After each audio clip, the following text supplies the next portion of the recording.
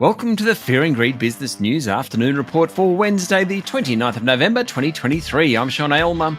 Every afternoon, we've got the 5 stories that happened today that you need to know about. Story number 1, annual inflation fell to 4.9% in October, according to the Australian Bureau of Statistics, pretty much taking off the table any chance of another interest rate rise when the Reserve Bank Board meets next week. That certainly gave a spark to markets. The S&P ASX 200 finished up 0.3%. Helped by those inflation numbers. The tech sector did best. Xero was up 3% and WiseTech Global jumped 2.5%. The big 3 miners all fell. So too the 4 major banks and Macquarie Group. Telstra, Woolworths and Coles were lower, though Wesfarmers jumped nearly 1%.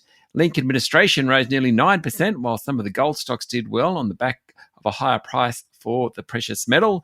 Leader Newmont rose 5.6% and Northern Star was up more than 4%.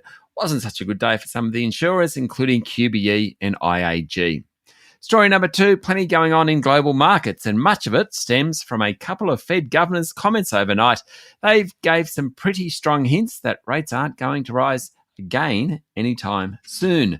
The US dollar fell to 4-month lows. The Aussie dollar is buying about 66.5 US cents, and bonds continue to rally. If rates aren't going up anymore, then government bond yields might have peaked. Investors have already been buying up bonds, and the Fed's comments only add to the urgency.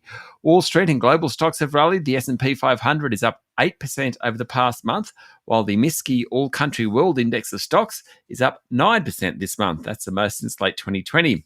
Gold hit a 6-month high today. It's up 12% since early October. Bitcoin climbed back above $38,000 a unit. That's at an 18-month high. All eyes now are on Federal Reserve Chair Jerome Powell, who will speak on Friday night, Australian time. Story number 3, plenty of corporate news around today. As always, Temple & Webster's share price jumped 15% after the homewares retailer spooked strong sales figures at its annual general meeting. Pathology company Healius is gaining friends among super funds after having a pretty poor couple of years, culminating with the chair stepping down on Tuesday. Both Hostplus and Australian Retirement Trust have upped their stakes. Today, Healius' share price rose 6%. It's up about 25% in a little over a week. And Fisher & Paykel Healthcare reported increasing revenue and profit in the first half of 2024 as the respirator manufacturer readjusts to a pre-COVID-19 trading environment. Its share price jumped 7.5%.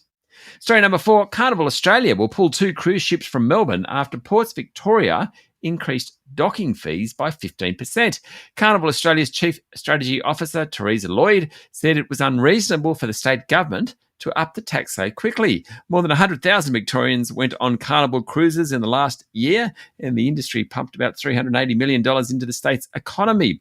Ports Minister Melissa Horne said the fees were raised by a modest amount to $32 per passengers from $28.50 to pay for maintenance at Melbourne's Station Pier.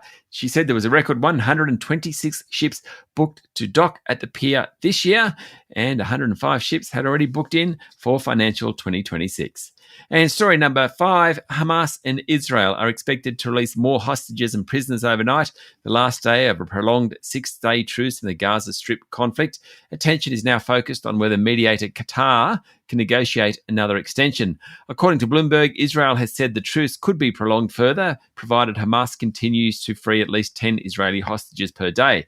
But with fewer women and children still in captivity, keeping the guns quiet for longer may require negotiating to free at least some Israeli men for the first time. The total number of hostages released so far is 81.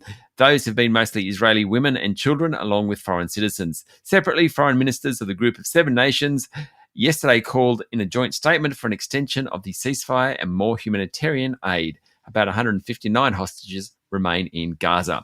That's it for the afternoon report for Wednesday, the 29th of November, 2023. Michael Thompson and I will be back tomorrow morning with the Thursday edition of Fear and Greed Business News. I'm Sean Aylmer. Enjoy your evening.